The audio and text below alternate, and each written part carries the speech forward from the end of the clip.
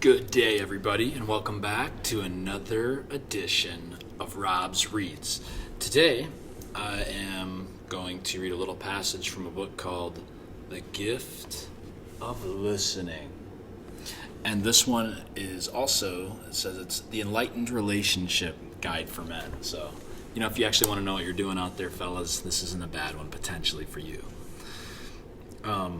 So this is kind of like a poetic book. It's really cool. It's a bunch of different pages that have like a word at the top of the page. Dang it, come on.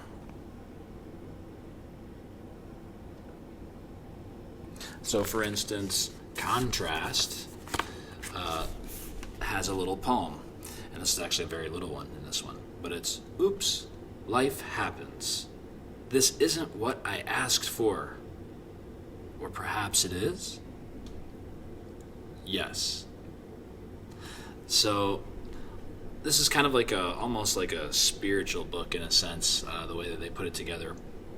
Or just more poetic, but contrast in life is black and white and everything in between. It's something and nothing, hot and cold, up and down. And it's just saying that oops, life happens. This isn't what I asked for. Or perhaps it is. Yes. And I think that's trying to speak to us on two levels. One level being a spiritual level, and another level being kind of just the earthly, fleshy, corporeal level, if you will. And, we get frustrated when things don't go our way. But then ultimately, if we can just step back for a moment, we can see, oh, shoot, this is where I actually learn, and I don't have to force this to be any certain way. And the only reason that I'm forcing it is because, I have an expectation about it being a certain way. And it's like, well, why do I want it that certain way?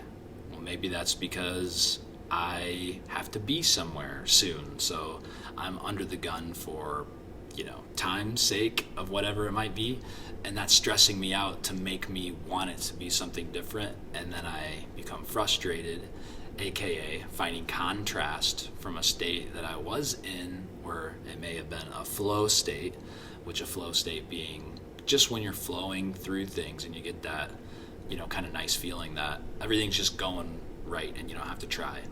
But the contrast is, when that state ends and you're like, damn it, what happened?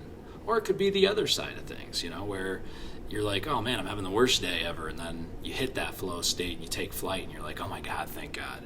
But either way, it's like the contrast is the beauty in life, and although it represents potential difficulties at times, those difficulties are actually only difficulties that we create within our own mind through our perspective, saying that we have to have it be a certain way, or we throw an expectation on it to force it to fit to what we have in our head about how that container should hold that energy.